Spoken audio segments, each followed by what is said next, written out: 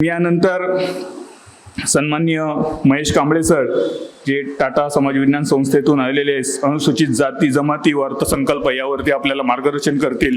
मी त्यांना विनंती करेल की आपण या ठिकाणी आम्हाला मार्गदर्शन करावं.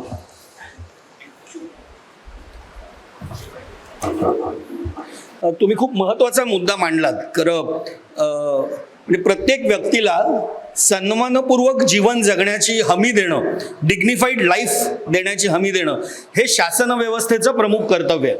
आणि आपण आपल्याकडे वेलफेअर स्टेट, कल्याणकारी राज्य हे मॉडेल आपण घेतलेलं आहे. त्यामुळे कल्याणकारी राज्यांनी लोकांना एक डिग्निफाईड लाईफ, आत्मसन्मानपूर्वक जीवन मिळेल अशा पद्धतीने योजना आखणं आणि राबवणं ही शासनाची जबाबदारी आहे. त्यामुळे बिल्डर आपली कामं करत नाही, कमिटी आपली करत नाही, हे सुद्धा एका अर्थाने जबाबदारी ढकलणं होतं. ही शासनाची जबाबदारी आहे, हे शासनाने करायला लागेल. याच्या आधीच्या वक्त्यांनी जसं आरोग्य सेवेच्या बाबत सांगितलं की आरोग्य सेवा देणं ही शासनाची जबाबदारी आहे. जर कोविडच्या काळात आपल्याला आरोग्य सेवा मिळाली नसेल, आपल्याला दवाखाने मिळाले नसतील, आपल्याला इंजेक्शन्स मिळाली नसतील, आपल्याला ऑक्सिजन मिळालं नसेल, तर ही जबाबदारी 100% जबाबदारी ही शासनाची असते. इंजेक्शन तुम्ही घरी बनवू शकत नाही, लस तुम्ही घरी बनवू शकत नाही, ही शासनानेच बनवायची आहे आणि ते शासनानेच द्यायला पाहिजे. जर गंगा नदीत प्रवाहित होणारी प्रेतं आपल्याला दिसत असतील तर त्याची 100% जबाबदारी ही शासनाची असते. इन्शुरन्स कंपनीकडनं तुम्ही इन्शुरन्स घ्या आणि मग इन्शुरन्स कंपनी तुम्हाला पैसे देईल, हे एका अर्थाने शासनाने स्वतःची जबाबदारी ढकलण्यासारखं असतं. आम्ही 1-2 वर्षांपूर्वी, थोडासा विषयांतर करतो पण मी मुद्दाम सांगतोय कारण इन्शुरन्सचा विषय आला होता. 1-2-3 वर्षांपूर्वी आपण बरेच जण शेतकरी असाल, शेतीच्या इन्शुरन्सचा अभ्यास केला होता की शेतीच्या इन्शुरन्समध्ये लोकांनी किती प्रीमियम भरला आणि लोकांना त्याचा किती रिटर्न्स मिळाले. तर आपलं म्हणजे ही महाराष्ट्राची आकडेवारी अशी आहे की महाराष्ट्रातल्या शेतकऱ्यांनी प्रीमियम म्हणून 15,000 कोटी रुपये भरले. 15,000 कोटी रुपये शेतकऱ्यांनी इन्शुरन्स कंपनीना दिले की शेतीचं नुकसान झालं की तुम्ही आम्हाला परत त्याची नुकसान भरपाई द्याल म्हणून. नुकसान भरपाई म्हणून परत पैसे किती आले? 3,000 कोटी रुपये.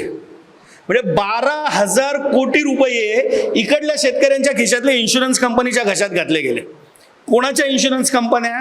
त्याच्यात अंबानी पण आले, त्याच्यात सगळे जे मोठे इंडस्ट्रियलिस्ट आहेत ते स्वतःच्या इन्शुरन्स कंपन्या, आरोग्याच्या बाबतीतल्या सगळ्या इन्शुरन्स कंपन्या यांच्या आहेत. कोविडच्या काळात आपण सगळ्यांच्या नोकऱ्या, रोजगार सगळं बुडालं होतं, आपल्या सगळ्यांचं उत्पन्न कमी झालं, आपल्या सगळ्यांचे बँक बॅलन्स कमी झाले. अंबानी आणि अडाणींचे कसे वाढले हो? अडाणीची वेल्थ 80% वाढली, अंबानींची जवळजवळ दुप्पट झाली. अडाणी अंबानींच्या पुढे गेले वेल्थच्या बाबत. कुठून आला एवढा पैसा? हा पैसा अशातून आला की आपण आपलं घराचा EMI भरला नाही किंवा आपण आपल्या शेतीच्या पाण्याच्या योजनेसाठी कर्ज घेतलं असेल आणि पैसे भरले नसतील तर आपल्याला बँकेच्या 100 नोटिसा येतात. आपल्या घरी येऊन बँकेचे अधिकारी आपल्याला धमक्या देऊन जातात. अंबानी आणि अडाणींनी त्यांचे जर पैसे भरले नाहीत तर त्याला बेल आउट पॅकेज अशा गोंडस नावाखाली त्यांना माफी दिली जाते. एकूण ही शासनाची धोरणं अशा तऱ्हेने बनलेली असतात. याच्यात त्यांची उद्योजकता नाही आहे. शासनाला मॅनिप्युलेट करण्याची ताकद आहे आणि शासनाला अशा तऱ्हेने मॅनिप्युलेट केलेलं आहे की आपण कर्जमाफी मागायला गेलो तर ती कर्जमाफी असते, त्यांनी मागितलं तर ते बेल आउट पॅकेज असतं. आपण आपल्यासाठी मागायला गेलो तर म्हणजे आपल्याला तर आपला टॅक्स तर आपण म्हणजे आज तुम्ही कोणतीही गोष्टी विकत घ्यायला गेला तर टॅक्स भरायला लागतो. GSTच्या नावाखाली तुम्ही काहीही विकत घ्या, तुम्ही चष्म्याची फ्रेम घ्या, तुम्ही कुर्ता घ्या, तुम्ही चप्पल घ्या, तुम्ही हे बनवायला काय पैसे दिले, तुम्ही ही चादर आणली, प्रत्येक गोष्टीत तुम्ही टॅक्स भरला. कॉर्पोरेट टॅक्सला जवळजवळ 3.5 लाख कोटीचं वेवर दिलं. कुणाचा पैसा हा तुमचा आणि माझा पैसा आहे. त्यामुळे शासनाची धोरणं ज्या पद्धतीने बनली जातात ना त्याच्यावरनं ठरत असतं की तुमचं काय होणार आणि इतरांचं काय होणार. त्यामुळे आपलं डिग्निफाईड लाईफ, आत्मसन्मानपूर्वक जीवन आपल्याला मिळतं की नाही, आपल्याला घरं मिळतात की नाही, आपल्याला आरोग्य सुविधा मिळतात की नाही, आपल्याला शिक्षण मिळतं की नाही, आपल्याला स्कॉलरशिप्स मिळतात की नाही, ह्या सगळ्याचा संबंध शासनाने अर्थसंकल्प कसा बनवला याच्याशी आहे. शासनाच्या अर्थसंकल्पात आपल्याला हे सगळं दिसत असतं. बाकीच्या सगळ्या घोषणा असतात. म्हणजे आम्ही मुलांना टॅब्स देऊ, आम्ही 2 रुपयात तांदूळ देऊ, आम्ही काय फुकट लस देऊ, ह्या सगळ्या नावाच्या घोषणा आहेत. अर्थसंकल्पामध्ये त्याची प्रोव्हिजन केलेली आहे का हा आपल्याला प्रश्न विचारायला लागेल. जर 2 रुपये किलोने तुम्ही तांदूळ देणार असाल तर त्यासाठी लागणाऱ्या पैशाचं रिफ्लेक्शन अर्थसंकल्पात दिसलं पाहिजे. तुम्ही तो खर्च केलेला दिसला पाहिजे. तो जर दिसला तर शासन त्या बाबतीत सिरियस आहे, नाहीतर शासन त्याबाबत सिरियस नाही. हे अगदी स्पष्ट आहे. म्हणजे अर्थसंकल्प हे शासनाचं खरं पॉलिसी डॉक्युमेंट असतं. शासनाची धोरणं काय आहेत, तर शासनाचा अर्थसंकल्प हे शासनाचं धोरण आहे. बाकी सगळे चुनावी जुमले आहेत, त्यांच्याकडे लक्ष द्यायची गरज नसते, कारण ते फक्त शब्द असतात, बुडबुडे असतात. ते अर्थसंकल्प म्हणजे खरं पॉलिसी डॉक्युमेंट. आणि म्हणून अर्थसंकल्पावरती चर्चा, अर्थनीतीवरती चर्चा होणं हे त्यासाठी गरजेचं असतं. आज आपण ह्या सगळ्यावर चर्चा करण्यासाठी एकत्र आलोय, त्याबद्दल मी आयोजकांचे आभार मानतो. मला इथे बोलवलं त्याबद्दल मी आभार मानतो. अनुसूचित जातींचं या अर्थसंकल्पामध्ये काय स्थान आहे त्याच्याविषयी मी बोलणार आहे. आपल्याकडे प्लॅनिंग कमिशन होतं, मगाशी वक्त्यांनी बोलताना सांगितलं. हे प्लॅनिंग कमिशनची कल्पना ही होती की शासन हे रोजमर्राची कामं करत असतं, म्हणजे काय नियमित प्रशासन चालवणं हे शासनाचं काम आहे. त्यात विकासाचं नियोजन कदाचित शासन करू शकणार नाही योग्य पद्धतीने. त्यामुळे विकासाचं नियोजन करणारी एक वेगळी संस्था असली पाहिजे, म्हणून प्लॅनिंग कमिशन बनवलं गेलं. 1952 सालापासून आपल्याकडे प्लॅनिंग कमिशन होतं. प्लॅनिंग कमिशनचं काम हे होतं की आरोग्य व्यवस्थेमध्ये देश कुठे आहे याचा अभ्यास करून त्यात काय बदल करायची गरज आहे ते सुचवणं. शिक्षण व्यवस्थेमध्ये देश कुठे आहे त्याचा अभ्यास करून त्याच्यात काय बदल करायची गरज आहे ते सुचवणं. तर विकासाच्या ज्या गॅप्स आहेत त्या गॅप्स शोधून काढून त्याच्यावरती उपाययोजना सुचवणं, यासाठी प्लॅनिंग कमिशन होतं. अशा पद्धतीने आपण नियोजनाचे आराखडे बनवायचो. आपल्याला लक्षात असेल की बजेटमध्ये प्लॅन बजेट आणि नॉन प्लॅन बजेट असे दोन भाग नेहमी असायचे. त्यामुळे नवीन धरणं बांधणं असेल, नवीन कारखाने उघडणं असेल, नवीन शाळा उघडणं असेल, नवीन हॉस्पिटल्स चालू करणं असेल, हे सगळं प्लॅनचा भाग असायचा. 30 वर्ष साधारण आपण अशा पद्धतीने अंमलबजावणी केली विकासाची.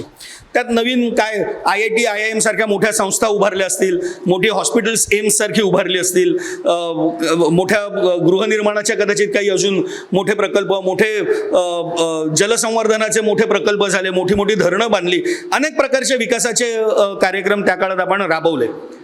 पण साधारण 80च्या दशकात आपल्या हे लक्षात आलं, 70च्या दशकात हे लक्षात आलं की हा जो एक जनरल विकास होतोय ना, त्याचा आदिवासी दलितांना फायदा होत नाहीये. म्हणजे आपण मोठमोठी धरणं बांधतोय, पण ऍक्च्युली ती धरणं बांधण्यासाठी आदिवासींचंच विस्थापन जास्त होतं. किती होतं, तर आदिवासींची एकूण भारतातली लोकसंख्या 7% आसपास आहे.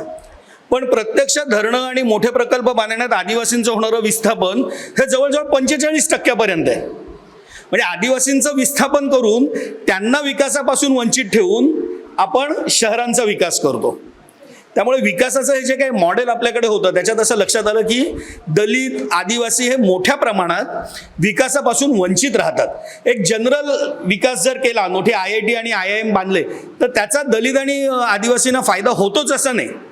म्हणजे दलित आणि आदिवासींना फायदा व्हायला हवा असेल तर त्यांच्या विकासासाठी विशेष प्रयत्न करावे लागतील. म्हणून दलित आणि आदिवासी यांना विशेष घटक मानलं गेलं.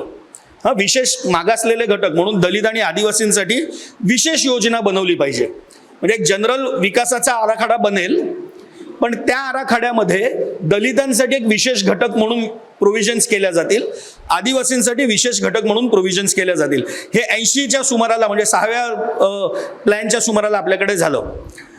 मग असं ठरवण्यात आलं की एकूण जो काही प्लॅन असेल, तो जो काही 10,000 कोटीचा समजा प्लॅन आहे, तर त्यात दलितांची लोकसंख्या किती आहे, 10%. मग एकूण प्लॅनपैकी तेवढा अमाऊंट हा दलितांसाठीच वापरला जाईल. म्हणजे समजा शेतीसाठी 1,000 कोटीची योजना आखलेली असेल, तर त्या 1,000 कोटीमधले 10% हे मागासवर्गीयांच्या शेतीच्या विकासासाठी दिले जातील. म्हणजे तो फोकस त्यांच्यावरती असे कार्यक्रम केले जातील. एकूण समजा वस्ती विकासासाठी 1,000 कोटी असतील, तर दलित वस्ती विकासासाठी त्यातले 100 कोटी दिले जातील, 10% दिले जातील. अशा तऱ्हेने दलितांचा विकास करण्यासाठी, अनुसूचित जातींचा विकास करण्यासाठी अनुसूचित जाती विशेष योजना अशी आणली गेली. स्पेशल कॉम्पोनंट प्लॅन त्याला आधी म्हटलं होतं, नंतर त्याला शेड्यूल्ड कास्ट सब प्लॅन असं म्हटलं गेलं. म्हणजे प्लॅनचा एक भाग जो शेड्यूल्ड कास्टवरती फोकस असेल, अशी ती कल्पना आहे. त्याची कल्पना अशी आहे की त्यामुळे दलितांना ज्याची गरज आहे, जसं मगाशी ते म्हणाले की स्कॉलरशिप्सची गरज आहे, ड्रॉपआउट खूप मोठ्या प्रमाणात, मग त्यासाठीच्या योजना आखा आणि त्यासाठी जास्त खर्च त्याच्यातनं केला जावा, अशी ती कल्पना होती. हे आपण लक्षात घेतल्यानंतर आता प्रत्यक्ष त्याचं काय झालं ते बघू. महाराष्ट्रामधली शेड्यूल्ड कास्टची लोकसंख्या आहे 10.20%, 10.20%. म्हणजे एकूण बजेटमधले, एकूण प्लॅनमधले 10.20% हे शेड्यूल्ड कास्टसाठी ठेवले पाहिजेत. अशी त्यातली कल्पना आहे. आपण जर गेले काही वर्ष बजेटची भाषणं ऐकत असू करून किंवा बजेटचं डॉक्युमेंट्स बघत असू तर आपल्या लक्षात येईल की हे पैसे ठेवले जातात. एकूण जे काही बजेट आखलं जातं त्यापैकी 10% हे शेड्यूल कास्टसाठी असतात. सांगितलं जातं की हे पैसे आम्ही शेड्यूल कास्टच्या विकासासाठी खर्च करू. त्याच्यानंतर ती परिस्थिती बदलली. आता प्लॅनिंग कमिशन नाही आहे, त्यामुळे प्रत्येक डिपार्टमेंटचा स्वतःचा प्लॅन असतो. त्याच्यात शेड्यूल कास्ट प्लॅनची जबाबदारी ही सामाजिक न्याय विभागाची आहे. म्हणजे आता धनंजय मुंडे ज्याचे मंत्री आहेत सामाजिक न्याय विभाग, त्या विभागाची जबाबदारी काय काय आहे? एक तर शेड्यूल कास्टच्या विकासाची आहे, अनुसूचित जाती. त्याचबरोबर महाराष्ट्रात जेवढे अपंग आहेत त्या अपंगांच्या विकासाच्या योजना राबवणं, जे डेस्टिट्यूट्स आहेत म्हणजे होमलेस आहेत, ज्यांना घरातनं बाहेर काढलेले आहेत, निराधार आहे, संजय गांधी सारख्या योजना त्यांच्यासाठी राबवल्या जातात. तर अपंग, निराधार, वयस्कर, वयोवृद्ध लोक आणि शेड्यूल कास्ट अशा सर्वांसाठीच्या योजना या सामाजिक न्याय विभागाकडनं राबवल्या जातात. या सामाजिक न्याय विभागाला आता खरा आकडेवारीचा खेळ सुरू होतो. सामाजिक न्याय विभागाला एकूण बजेटमधलं स्थान काय आहे हो? आता आपल्या लक्षात येईल सगळ्यात जे अर्थव्यवस्थेत सहभागीच होऊ शकत नाहीत. म्हणजे आपण म्हणतोय की आपण शेअर मार्केटमध्ये गेलं पाहिजे, आपण उद्योगधंदे केले पाहिजेत, आपण पैसे कमवले पाहिजेत, पण अपंगच आहेत, वयोवृद्धच आहेत, जे आता काम करू शकत नाही आहेत, जे डेस्टिट्यूट्स आहेत, ज्यांना घराबाहेर काढलेलं आहे, असे जे लोक आहेत ते ही कामं करू शकणार नाहीत कदाचित. त्यांच्यासाठी काम करणारा हा विभाग आहे. या विभागासाठी म्हणजे जो महाराष्ट्रातल्या जवळजवळ 10% दलित आणि इतर अपंग, निराधार, वयोवृद्ध यांच्यासाठी काम करणारा विभाग आहे. या सर्वांसाठी मिळून बजेटमध्ये 3% पैसे असतात. एकूण बजेटमधले 3% पैसे हे सामाजिक न्याय विभागासाठी असतात. 3.63%. गेल्या 7 वर्षाचं जर आपण ॲव्हरेज बघितलं, मी मुद्दाम 7 वर्ष म्हणतोय कारण आधीची 5 वर्ष सेना भाजप युतीची आणि गेली 2 वर्ष आघाडीची, असं बघितलं गेल्या 7 वर्षात ॲव्हरेज सामाजिक न्याय विभागाला कधीही 3.40%, म्हणजे एकूण जो खर्च राज्याचा होतो 100 रुपयेचा त्यातला 3 रुपये 40 पैसे खर्च हा दलितांचा, ज्यांना घर नाही अशा लोकांचा, घरातून हाकललेल्या लोकांचा, निराधार लोकांचा, वृद्धांसाठीचा, अपंगांसाठीचा, असा सगळ्यांसाठीचा मिळून खर्च 3 रुपये 40 पैसे. त्याच्यात तुम्ही चालवायचं. आता तुम्हाला कळेल की तुम्हाला घरं का मिळत नाहीत, आता तुम्हाला कळेल की आम्हाला स्कॉलरशिप्स का मिळत नाहीत, आता तुम्हाला कळेल की आम्हाला आरोग्य सुविधा का मिळत नाहीत. खर्चच तेवढा आहे. त्याचा एक भाग म्हणून स्पेशल कॉम्पोनंट प्लॅन आहे. स्पेशल कॉम्पोनंट प्लॅन म्हणजे जो खास अनुसूचित जातींवरती फोकस केलेला प्लॅन आहे. या अनुसूचित जातींवरती फोकस केलेला जो प्लॅन आहे त्याची काही आकडेवारी मी आपल्याला सांगतो. जर प्रेझेंटेशन करता आलं असतं तर मी ते आपल्याला दाखवली असती, पण काही हरकत नाही. आपल्याला त्याच्यावरती शून्य मोजायची नाही आहेत, पण एकूण प्रोव्हिजन किती केली ती मी आपल्याला सांगितलं की ती साधारण 10%च्या आसपास असते नेहमीच. प्रत्यक्ष प्रोव्हिजन आणि खर्च यातला फरक काय आहे ते आपण ऐका. आपल्याला जेव्हा बजेट मांडलं जातं तेव्हा प्रोव्हिजन किती केली झाली आहे हे सांगितलं जातं की पुढच्या वर्षात आम्ही एवढा खर्च करणार आहोत. प्रत्यक्ष खर्च किती केला हे आपल्याला कधीच माहीत नसतं, तो आपल्यासमोर येत नाही, कारण तो 2 वर्षानंतरच्या बजेट डॉक्युमेंट्समध्ये मिळत असतो. म्हणजे आपल्याला आता 2020-21 मध्ये प्रत्यक्ष खर्च किती केला हे जर बघायचं असेल ना तर तो 2021-22च्या डॉक्युमेंटमध्ये मिळणार आहे. म्हणजे 22 साली मिळणार आहे. म्हणजे प्रत्यक्ष खर्च झाल्यानंतर 2 वर्षानंतर. त्यावेळेला लोक विसरलेली असतात, त्यामुळे ते कधीच आपल्यासमोर येत नाही. पण त्याचा आम्ही काही ॲनालिसिस केला, तो मी आपल्यासमोर मांडतोय. 2014-15 साली शेड्यूल कास्ट सबप्लॅनसाठी पैसे होते 9,900 कोटी. 9,900 कोटी आपल्यावर खर्च होणार होता. प्रत्यक्ष खर्च झाला 8,200 कोटी. 15-16 मध्ये पैसे ठेवले होते 12,000 कोटी. प्रत्यक्ष खर्च झाला 8,000 कोटी. आता आपल्याला शून्य मोजायची गरज नाही, पण 12,000 कोटीतला 8,000 कोटी खर्च आणि 4,000 कोटी आपल्याला मिळालेच नाहीत. हा तर आपल्याला आकडा नक्की कळू शकतो. आपल्याकडली व्यवस्था अशी आहे की जर 31 मार्चपर्यंत आपण ते पैसे खर्च म्हणजे शासनाने ते पैसे खर्च केले नाहीत तर ते पैसे लॅप्स होतात, व्यपगत होतात, म्हणजे त्याचा काही उपयोग राहत नाही, ते कोणी वापरू शकत नाही. तर असे व्यपगत झाले. म्हणजे 12,000 कोटी देणार होते, 8,000 कोटीच दिले, म्हणजे जवळजवळ 3,500 कोटी रुपये व्यपगत झाले. कोणाचे? तुमचे आणि माझे, ज्याच्यातनं ह्या स्कॉलरशिप्स मिळायला हव्या होत्या. 2016-17 साली पैसे ठेवले होते 12,200 कोटी, खर्च केला 10,100 कोटी. 2017-18 मध्ये 12,800 कोटी, खर्च केला 10,800 कोटी. 18-19 11,800 कोटी, खर्च केला 9,500 कोटी. हे आकडे बघितल्यावर आपल्याला लक्षात येईल की दरवर्षी 2,000 कोटी रुपये मारलेत गेल्या 7 वर्षात. आता मी फक्त 7 वर्षाचं मांडतोय, पण ह्याच्या आधी जेव्हा काँग्रेसचं राष्ट्रवादीचं सरकार होतं परिस्थिती काही फार वेगळी नव्हती. आकडेवारीत फक्त फरक आहे. पण दर वेळेला आपल्याला असं दिसतं की 10% पैसे ठेवले जातात, त्यातले कमीत कमी 20% पैसे मारले जातात आणि उरलेले पैसे हे अंमलबजावणीसाठी वापरले जातात. म्हणजे आपल्या असं लक्षात येईल की गेल्या 7 वर्षात, म्हणजे हे गेली 5 वर्ष युतीची आणि 2 वर्ष आघाडीची, अशी 7 वर्षात एकूण उपलब्ध निधी होता 12,331 कोटी. प्रत्यक्ष खर्च झाला 9,888 कोटी. हा ॲव्हरेज म्हणजे सरासरी खर्च 12,331 पैकी 9,800 कोटी, म्हणजे दरवर्षी 2,000 कोटी रुपये कमी. म्हणजे गेली 7च वर्ष जरी बघितली ना तरी 14,000 कोटीचा खर्च आमच्यावरती कमी झालाय.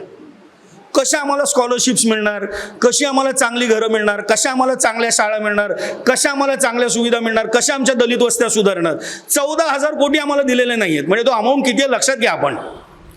त्यामुळे आणि हा बॅकलॉग म्हणण्याला काही अर्थ नाही, कारण शासनाच्या भाषेत बॅकलॉग हा शब्दच वापरता येत नाही. 31 मार्चला ते पैसे गेले, 14,000 कोटी रुपये आमचे गेले.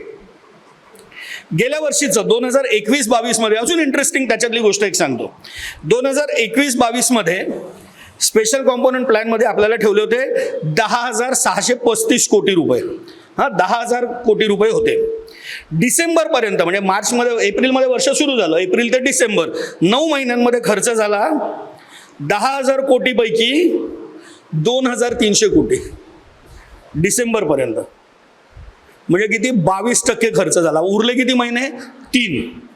या 3 महिन्यात तुम्हाला 78% खर्च करता येईल का हो? नाही येणार ना. म्हणजे तुमच्या खर्चाचा पॅटर्न, जसं मगाशी सरांनी सांगितलं की सगळी स्कॉलरशिप वर्षाच्या शेवटी एकत्र देतात. अरे पण आम्हाला दर महिन्याला जगायला पैसे लागतात. आपल्यापैकी बरेच जण शासकीय हॉस्टेलमध्ये राहून शिकले असतील. आपल्याला माहिती आहे जोगेश्वरीच्या हॉस्टेलमध्ये काय व्यवस्था होती, दर महिन्याला पैसे जेवायला द्यायला लागत होते. कुठून द्यायचे ते पैसे? आपण जर मार्च महिन्यात पैसे देणार असाल तर. आणि म्हणजे 9 महिन्यांचा खर्च 22% आणि पुढच्या 3 महिन्यांसाठी तुम्ही 78% पैसे राखून ठेवलेत. याचा अर्थ तुम्ही तो खर्च करणारच नाही आहात, तुम्हाला तो करायचाच नाहीये. आणि शासन कुठलंही असो परिस्थिती हीच राहते. म्हणजे शासन करते जमात का बना याचं कारण हे, कारण तुम्ही कुठल्या पक्षाबरोबर आहात यांनी फरक नाही पडत. शासन हे अशा पद्धतीने चालते. 2019-20 म्हणजे गेल्या वर्षी 9,200 कोटी रुपये आपल्यासाठी होते, त्यापैकी 6,300 कोटी खर्च झाले. 33% पैसे लॅप्स झाले.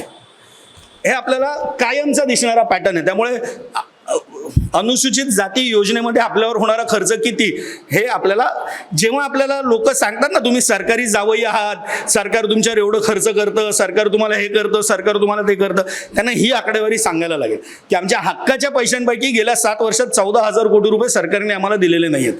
त्यामुळे आम्हाला काय देतं हे फक्त सांगू नका, काय काय दिलं नाही हे सुद्धा आम्हाला सांगायला लागेल.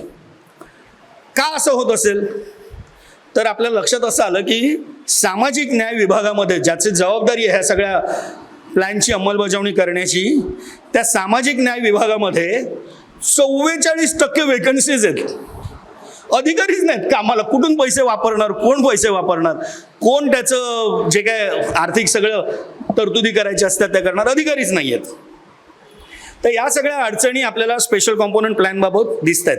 त्याच्यात काही महत्त्वाचे इश्यूज ऑफ कन्सर्न आहेत. एक त्यातला असलेला पैसा खर्च न होणं याबाबत मी बोललो. इतरही काही गोष्टी बघायला लागतील. म्हणजे हा पैसा खर्च कशावर करायचा.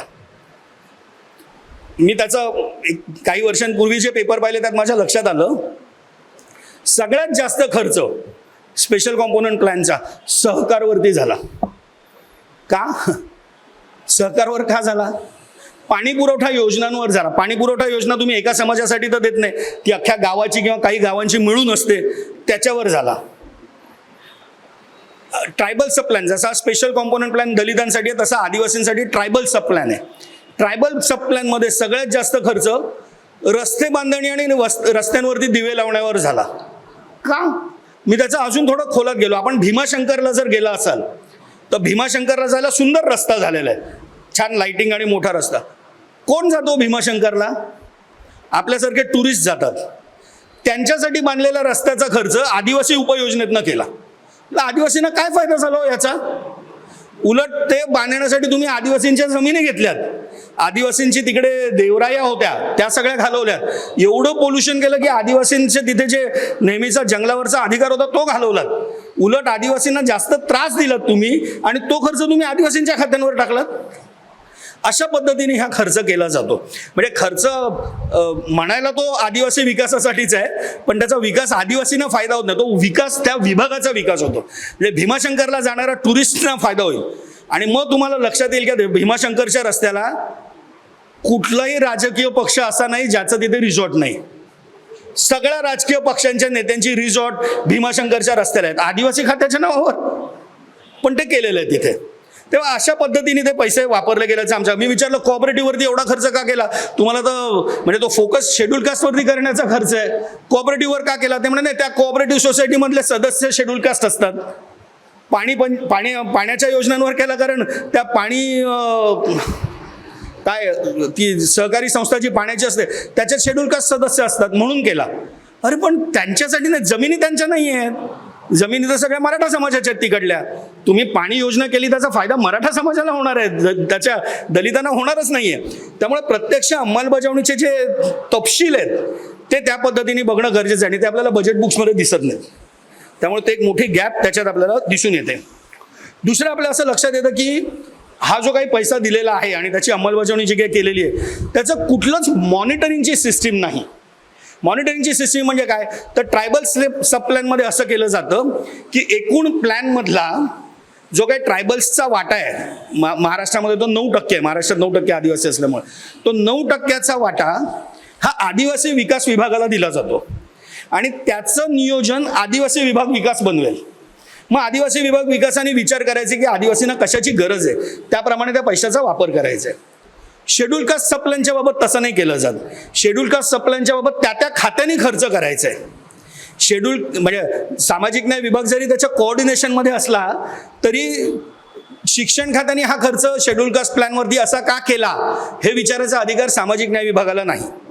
त्यामुळे शिक्षण खात्याला जे योग्य वाटेल त्या पद्धतीने, शेती खात्याला योग्य वाटेल त्या पद्धतीने, रेव्हेन्यू डिपार्टमेंटला योग्य वाटेल त्या पद्धतीने ते खर्च करतील. त्याच्यावरती कोणाचा कंट्रोल नाही. त्यामुळे तो कंट्रोल असावा अशा तऱ्हेने ती योजना बनवण्याची गरज आहे.